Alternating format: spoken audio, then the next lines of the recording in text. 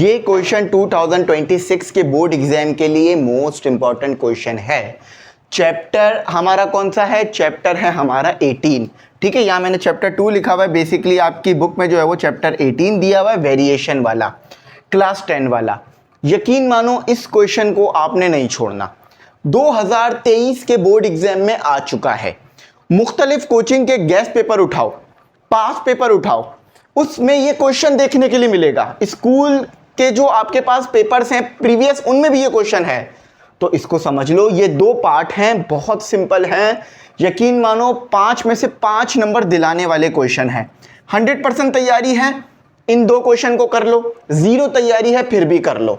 ठीक है, 5 में से 5 नंबर मिल जाएंगे, इंशाल्लाह लग जाएगा पेपर के अंदर। अच्छा, साथ ही साथ बता दूं, प्लेलिस्ट बना दी है। प्लेलिस्ट जाके चेक करो। मोस्ट इंपॉर्टेंट फिजिक्स की प्लेलिस्ट, मैथ की प्लेलिस्ट क्लास 10 की मौजूद है। उसमें आपको क्वेश्चंस कराए हैं, वो क्वेश्चंस भी देख लेना। ठीक है।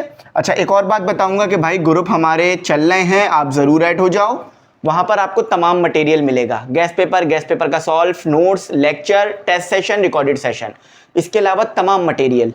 नंबर आ रहा है, इस पर कॉन्टेक्ट करके डिटेल्स ले लो। ऐड होना है या नहीं चेक कर लो। ठीक है, डिटेल्स ले लो पहले। अच्छा चलो शुरू करते हैं। सबसे पहले तो हमने सारी चीज़ें डिस्कस कर ली। अब जो है वो क्वेश्चन को रटना नहीं है, क्योंकि रट्टे लगाएंगे पेपर में दिमाग से निकल जाएगा। कॉन्सेप्ट क्लियर करो। देखो, सबसे पहले सवाल को समझो। कह रहे हैं इफ़ ए, अब इसका क्या मतलब है? इसका मतलब याद रखना, डिवाइड। इसको याद रख लो। देखो, रेशो होता है, ये क्या होता है? रेशो होता है। अब रेशो का मतलब क्या है? ये फॉर एग्जाम्पल मैंने इसको लिखा हुआ ए और बी, ऐसे लिख दिया। ठीक है, डॉट डाल के। ये रेशो होता है। रेशो या डिवाइड, चीज़ों को डिवाइड करना। अब रेशो में क्या कर रहे होते हो? रेशो में यही करते हो ना, ए अपॉन बी कर रहे होते हो। तो जब भी आपको ये लिखा हुआ दिखे ए डबल डॉट बी, तो आप कर लो ए अपॉन बी। इसे पढ़ा भी रेशो जा रहा होता है, ए रेशो बी। सही है, ये इसके बराबर होता है, ये याद रखना। चलो, सबसे पहले हम क्या करेंगे? सबसे पहले तो हम यहाँ पे लिखेंगे लेट। अब लेट का मतलब क्या है? किसी चीज़ के बराबर लेना।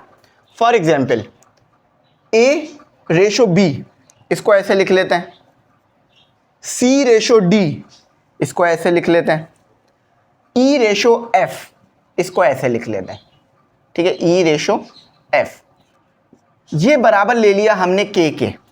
देखो यहाँ पे ये लिखा हुआ भी है, A ratio B, C ratio D, E ratio F. ये तीनों बराबर हैं। तो तीनों बराबर हैं यानी तीनों को सॉल्व करोगे, इसे सॉल्व करोगे, किसी एक चीज़ के बराबर आएंगे। 1 के भी बराबर आ सकते हैं, 2 के भी बराबर आ सकते हैं। तो ये बराबर आएंगे, मैंने इसे के कह दिया ताकि हमारे लिए आसान हो जाए। आपने क्या करना है, ज़रा बात समझो। इस सवाल में आपने ये करना है कि जब आप इस पूरे को सॉल्व करो, चाहे वो जैसे भी करना हो कर लो, आना इसके बराबर चाहिए। जब भी मैंने कहा कि इस तरह के सवालात पेपर में ज़रूर अटैम्प्ट करा करो, पूरे नंबर दिलवा देते हैं। क्योंकि जब आप फाइनल आंसर निकालते हो वो 100% आपको पता होता है कि इस चीज़ के बराबर आएगा, तो इसीलिए पूरे मार्क्स आ जाते हैं। फॉर एग्जाम्पल, आप कोई सवाल सॉल्व कर रहे हो पेपर में बैठ के, आपको पता है कि इसका आंसर 25 आएगा, पूरा सोल्यूशन आपने किया, 25 आ गया। अब आप खुशी खुशी एग्जामिनेशन सेंटर से बाहर जाओगे। क्यों? क्योंकि यार मेरा आंसर भी 25 आया था और फाइनल आंसर भी 25 था, इसका मतलब है कि मैंने बिल्कुल ठीक किया है। इसी तरह से इस पूरे को सॉल्व करोगे ना, इस पूरे को सॉल्व करोगे तो ये पूरा सॉल्व होने के बाद इसके बराबर आएगा। समझ गए? अब कैसे, ज़रा मैं बताता हूँ। आपने क्या करना है, आपने इस चीज़ को उठाकर ऐसे बनाना है, इस चीज़ को उठाना है और के बराबर लेना है। क्यों? क्योंकि देखो इन्होंने खुद कहा हुआ है A ratio B, C ratio D, E ratio F, same answer देंगे, तो मैंने उसे के कह दिया। ठीक है, अब देखो इसको सॉल्व किया मैंने, हेयर ए रेशो बी किया मैंने, क्या आएगा मेरे पास? के आएगा मेरे पास। सी रेशो डी किया मैंने, पास क्या आएगा मेरे पास? के आएगा। ई रेशो एफ किया, क्या आएगा मेरे पास? के आएगा, है ना। अब मैं ए को इधर रहने देता हूं, बी के कर देता हूं, सी को इधर रहने देता हूं, डी के कर देता हूं, ई को इधर रहने देता हूं, एफ के कर देता हूं या के एफ कर देता हूं, जैसा आपको बेहतर लगे। ठीक है, इसको लिख लेना जो मैंने ऊपर आपको लिखवाया था, इसको समझ लेना। अब मैंने क्या करना है, अब मैंने जो है ए सी ई यहाँ पे पुट करना है। देखो यहाँ ए मौजूद है ना, यहाँ ई मौजूद है ना, यहाँ भी ई मौजूद है, तो मैंने इन सारी चीज़ों को यहाँ पे पुट करना है। एक बार मैं ज़रा वेरीफाई कर लेता हूँ कि कहीं सवाल उतारते वक्त मुझसे गलती तो नहीं हुई है, क्योंकि अगर सवाल उतारते वक्त गलती हो गई तो पूरा गलत होगा। बिल्कुल ठीक सवाल उतारा है, सही है। अच्छा, अब मैंने क्या करना है, मैंने लिखना है यहाँ टेक, ये लेफ्ट हैंड साइड है मेरी, लेफ्ट हैंड साइड, और ये राइट हैंड साइड है। तो मैं क्या लिखूंगा, टेक लेफ्ट हैंड साइड। ठीक है, देखो बात समझ में आ गई ना, ये क्या किया, समझ में आ गया। अब इस चीज को मैंने ऐसे बना लिया, ठीक है। अब ए सी ई इसको यहां पुट करना है, जहां जहां ए है वहां बी के लिख दो, जहां जहां सी है वहां डी के लिख दो, जहां जहां ई है वहां एफ के लिख दो। तो मेरे पास क्या दिया हुआ है, ए की पावर 4, बी की पावर 2 प्लस ए की पावर 2, ई की पावर 2 माइनस ई की पावर 4, और एफ आ गया। सिर्फ लेफ्ट हैंड साइड ले रहा हूं मैं, बी की पावर 6 प्लस बी का स्क्वायर, एफ की पावर 2 माइनस एफ की पावर 5। अच्छा, याद रखना वैल्यू किसकी पुट करो, ए की और ई की। देखो सी की वैल्यू तो पुट कर ही नहीं सकते क्योंकि यहाँ सी मौजूद नहीं है, चलो ये तो इग्नोर हो जाएगा। ए की वैल्यू पुट करो यहाँ, और ई की वैल्यू यहाँ पुट करो। बी के लिए सेट कराने की जरूरत नहीं है, ए के लिए सेट करा दिया काफ़ी है। चलो पुट करो वैल्यू, ए किसके बराबर है, बी के पावर क्या है 4, पावर याद रखना, और बी एज इट इज लिखा रहा। अच्छा, ई क्या है, अब दोबारा ए की वैल्यू पुट करो, ए क्या है, बी के,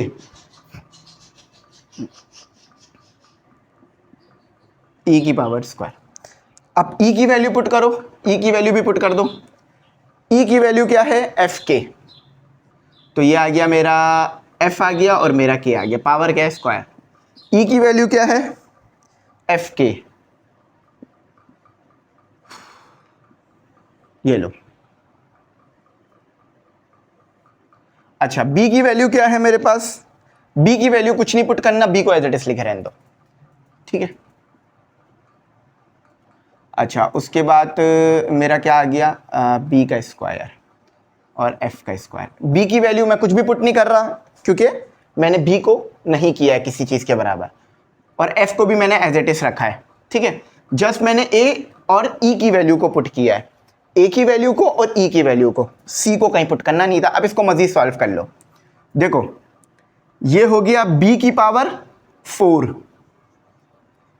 और के की पावर भी 4, मैं एक स्टेप ज़्यादा कर रहा हूँ ताकि आपको अच्छा समझ में आ जाए, प्लस बी की पावर स्क्वायर, के की पावर स्क्वायर, एफ की पावर स्क्वायर, के की पावर स्क्वायर। इस पावर को मैं सॉल्व कर रहा हूँ, एफ की पावर 4, के की पावर 4, और एफ एज इट इज आ गया, ठीक है, मल्टीप्लाई हो रहा है। अच्छा, नीचे तो एज इट इज आ जाएगा, नीचे तो कुछ भी चेंज नहीं हो रहा, बस यही कॉन्सेप्ट क्लियर कराना है। बी की पावर, देखो बेसिस सेम पावर 8, ये आपको रूल पता है ना, बेसिस अगर सेम है तो पावर क्या हो जाती है 8, यानी ए स्क्वायर ए स्क्वायर, तो क्या बन जाएगा 2 + 2। देखो बेस सेम है, एक बार ले ली, पावर क्या हो गया 2 + 2 यानी ए की पावर 4। डायरेक्ट ऐसे भी कर सकते हो, ये करने की जरूरत नहीं है, ये समझाने के लिए कराया जाता है। ए की पावर स्क्वायर है, ए की पावर स्क्वायर है, ए को एक बार ले लिया, पावरों को आपस में ऐड कर दिया, 2 + 2 4, ठीक है। यहां भी देखो ऐसे ही हो रहा है, तो कितना हो जाएगा b और 6 हो जाएगा, 2 और 4 या 4 या 2। बड़ा ध्यान से करना है, गलती सिर्फ इसमें ऐसे हो जाती है कि लिखने में कुछ आगे पीछे रह जाता है। अच्छा, b का स्क्वायर, f का स्क्वायर, k की पावर 4, k की पावर 2, k की पावर 2 यानी 4 हो जाएगा, सही है, माइनस f की पावर 4 और f की पावर 1, तो कितना हो गया 5, k की पावर 4। अच्छा 6। अब जो बच्चे समझदार हैं उनको आंसर नज़र आने लग गया होगा, और तमाम ही बच्चे समझदार हैं, ठीक है। मेरी नज़र में हर बच्चा बराबर है, चाहे वो लास्ट बेंच पे बैठे या फर्स्ट बेंच पे बैठे। अगर मैं फर्स्ट बेंच को पास करा रहा हूँ तो मैं अच्छा टीचर नहीं हूँ, अगर मैं लास्ट बेंच वाले बच्चों को पास करा रहा हूँ तो भी मैं अच्छा टीचर नहीं हूँ। अच्छा टीचर जब हूँ जब तमाम बच्चे पास हों और अच्छे नंबर लेकर आएँ। अब बाकी जो जितनी मेहनत करेगा उसको उतने अच्छे नंबर मिल जाएंगे, थोड़ी मोटिवेशन भी चलनी चाहिए। अच्छा तरह बात सुनो, अच्छा ये 5 है, मैं गलती से मैंने 4 लिख दिया। अब देखो ज़रा सी भी मिस्टेक, ज़रा सा भी बेध्यानी होगी, मिस्टेक हो जाएगी। चलो k की पावर 4, k की पावर 4, k की पावर 4। हमारे एक टीचर थे, मैं उनका एक बहुत ज़बरदस्त जुमला था, तो वो बोलते थे कॉमन आ रहा है कॉमन ले लो, एलसीएम आ रहा है एलसीएम ले लो। उम्मीद है आप लोग टीचर को पहचान गए होंगे, टीचर का नाम कमेंट सेक्शन में बताना। तो देखो यहाँ कॉमन आ रहा है, कॉमन कैसे लिया जाता है कि अगर हर तरफ एक चीज़ मौजूद है तो उसको बाहर निकाल लो। देखो इस वाले प्लस से पहले k की पावर 4, इस वाले प्लस और माइनस के दरमियान k की पावर 4, इधर भी k की पावर 4, बाहर निकाल लो k की पावर 4, दोबारा मल्टीप्लाई कराओगे सेम चीज़ आ जाएगी। ठीक है, k की पावर 4 बाहर चला गया, डिनोमिनेटर में क्या बच गया, b की पावर 6 प्लस b की पावर 2 f की पावर 2 और माइनस f की पावर 5। देखो न्यूमरेटर डिनोमिनेटर सेम हो गया, ये रूल सब बच्चों को पता है, a b और a b दोनों कैंसिल हो जाएंगे तो 1 आ जाएगा। देखो अगर यहाँ c मौजूद है तो कोई मसला नहीं है, a b कैंसिल हो गया, c के बराबर आ जाएगा। देखो b की पावर 6 प्लस, साइन भी सेम होना चाहिए, b की पावर 6 प्लस b की पावर स्क्वायर f की पावर स्क्वायर माइनस f की पावर 5 सेम डिनोमिनेटर में मौजूद है, कैंसिल हो गया। ठीक है, k की पावर 4, k किस चीज के बराबर लिया था, k किस चीज के बराबर था, तो यहां पुट कर दो, तो ये आ गया b, नहीं sorry a upon b power 4। तो फाइनल आंसर क्या आ गया, a की पावर 4 b की पावर 4। देखो राइट हैंड साइड पे भी यही आंसर है, देखो राइट हैंड साइड पे भी यही चीज मौजूद है, आपने पूरी चीज सॉल्व करके भी वही बना ली। तो आप क्या लिख सकते हो, left hand side equal to right hand side, यानी आपने प्रूफ कर दिया। ये चीज अगर आपने निकाल दी तो आपका आंसर बिल्कुल ठीक आ जाएगा। ये प्रूफ हो गया कि जो लेफ्ट हैंड साइड पे मौजूद था वही राइट हैंड साइड पर भी आ रहा है, यानी इस पूरे को आपने सॉल्व किया तो आंसर क्या आया, a की पावर 4 b की पावर 4, a की पावर 4 b की पावर 4। इसका मतलब है दोनों चीजें बराबर हैं, तो यहां लिख दो a की पावर 4 b की पावर 4 इक्वल टू a की पावर 4 b की पावर 4। सही है, ये लिख कर आ जाओ पेपर में, इस तरह से पूरे नंबर मिल जाएंगे इंशाल्लाह आप लोगों को। ठीक है, बिल्कुल ऐसे ही करना, पेपर के अंदर अच्छे नंबर आ जाएंगे। अच्छा चलो, एक क्वेश्चन का पार्ट हो गया हमारा, अब दूसरा पार्ट करते हैं। अगेन हम क्या करेंगे, सबसे पहले लेफ्ट हैंड साइड उठाएंगे, फिर राइट हैंड साइड को सॉल्व करेंगे। ये चीज़ सेम रहेगी, इस क्वेश्चन के लिए भी ये चीज़ सेम रहेगी। देखो जैसे मैंने इस क्वेश्चन को इसकी मदद से किया है, इसी तरह से इस क्वेश्चन को भी इसकी मदद से करूंगा, परेशान होने वाली बात नहीं है। A C upon B D plus C E upon D F, right hand again left hand side उठा रहा हूं पहले, plus E A upon F B. अब देखो बच्चे सोचेंगे सर पुट क्या करना है, देखो पुट ये करना है, ए जहां जहां ए नजर आए वहां पे बी के पुट कर दो, जहां जहां सी नजर आए वहां डी के पुट कर दो, जहां जहां ई नजर आए वहां एफ के पुट कर दो। क्यों, क्योंकि हमने ए को इक्वल टू के इस तरफ रखा और बी को उधर ले गए, इधर भी यही करो, जहां जहां ए नजर आ रहा है वहां क्या पुट कर दो, बी के, क्योंकि ए किसके बराबर है, बी के। सी किसके बराबर है, डी के। अच्छा प्लस सी किसके बराबर है, डी के। देखो ई किसके बराबर है, देखो यहां मैंने क्या पुट किया, बी के, सी की जगह क्या पुट किया, डी के। एक मिनट जरा माइक सही कर लें, ई की जगह क्या आ जाएगा, एफ के, और ए की जगह क्या आ जाएगा, बी के। एक मिनट, हाँ सही है, ई की जगह क्या आ जाएगा, एफ के, ए की जगह क्या आ जाएगा, बी के। ठीक है, इस तरह आप ये ब्रैकेट डाल दो। डिनोमिनेटर में कुछ पुट करने की ज़रूरत नहीं है, क्योंकि देखो b यहाँ पर हमने इक्वल टू के इस तरफ रखा हुआ है, तो इसको ऐसे लिख दो, बी डी डी एफ, और ये क्या हो गया, एफ बी। देखो b से b कैंसिल क्योंकि मल्टीप्लाई हो रहा है, d से d कैंसिल, d से d कैंसिल, f से f कैंसिल, f से f कैंसिल, b से b कैंसिल, तो क्या बचा, के स्क्वायर प्लस के स्क्वायर, इधर भी के स्क्वायर बचेगा। आंसर क्या आ गया, 3k square. Left hand side जब आपने सॉल्व किया तो 3k स्क्वायर आया। अब राइट हैंड साइड सॉल्व करने पर भी 3k स्क्वायर आ गया, 5 में से 5 नंबर लिखो। Take right hand side. Right hand side पे क्या मिला हुआ है, a की पावर स्क्वायर b की पावर स्क्वायर प्लस c की पावर स्क्वायर d की पावर स्क्वायर प्लस e की पावर स्क्वायर f की पावर स्क्वायर। समझ में आ गया? नाराज तो नहीं हो मुझसे? नाराज होने वाली बात भी नहीं है, एक एक चीज समझा रहे हैं आपको। a किसके बराबर था जल्दी से बता दो? a बराबर था b के। c किसके बराबर था? d के। e किसके बराबर था? f के। अच्छा, नीचे कुछ भी पुट करने की जरूरत नहीं, नीचे वाली चीजों को एज इट इज लिख रहे हैं, तो रट्टा नहीं लगाना, ठीक है? कॉन्सेप्ट क्लियर करो। अच्छा, सॉल्व कर दो। b का स्क्वायर k का स्क्वायर, डिनोमिनेटर में b का स्क्वायर प्लस d का स्क्वायर k का स्क्वायर, डिनोमिनेटर में d का स्क्वायर, f का स्क्वायर k का स्क्वायर और डिनोमिनेटर में f का स्क्वायर। ठीक है? b का स्क्वायर b के स्क्वायर से कैंसिल, d का स्क्वायर d के स्क्वायर से कैंसिल, f का स्क्वायर f के स्क्वायर से cancel, k square plus k square plus k square 3k square. जो आंसर लेफ्ट हैंड साइड पर आया था वही खुद राइट हैंड साइड पर आ गया। 3k square equal to 3k square.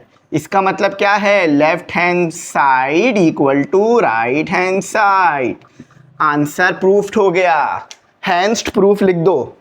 ये बात आपने प्रूफ कर दी कि ये दोनों चीजें आपस में बराबर हैं। ये जो इक्वल टू लगाया हुआ है बिल्कुल सही लगाया हुआ है, क्योंकि ये दोनों चीजें बराबर हैं। अब कोई भी इंसान देखेगा, चाहे जितना भी बड़ा मैथमेटिशियन हो, वो ये बात समझ जाएगा कि इक्वल टू लगा हुआ है, ये चीज इस चीज के बराबर है। मगर कोई नॉर्मल इंसान देखेगा ना, वो बोलेगा बराबर नहीं है। क्यों? क्योंकि देखो यहां कुछ और दिया हुआ है, यहां कुछ और दिया हुआ है। मगर जब कंडीशन पुट करेंगे, वैल्यूज पुट करेंगे, तो हमें ये दोनों सेम मिल जाएंगे। देखो ये दोनों सेम आ जाएंगे, बात प्रूफ हो जाएगी कि सेम है। अब इसी तरह से दुआओं में याद रखना, सॉल्यूशन को पूरा अपने पास नोट डाउन करना। इंशाल्लाह अगली वीडियो में मिलेंगे चैप्टर 3 के साथ, या इसी चैप्टर के मोस्ट इंपॉर्टेंट क्वेश्चंस के साथ। प्लेलिस्ट को एक बार जरूर देख लेना, यकीन मानो मजा आ जाएगा प्लेलिस्ट को देखकर, क्योंकि मोस्ट इंपॉर्टेंट क्वेश्चंस मौजूद हैं और जो भी क्वेश्चन है वो जरूर कर लेना। Thanks for watching. अल्लाह हाफिज़। किन पे दुआओं में जरूर याद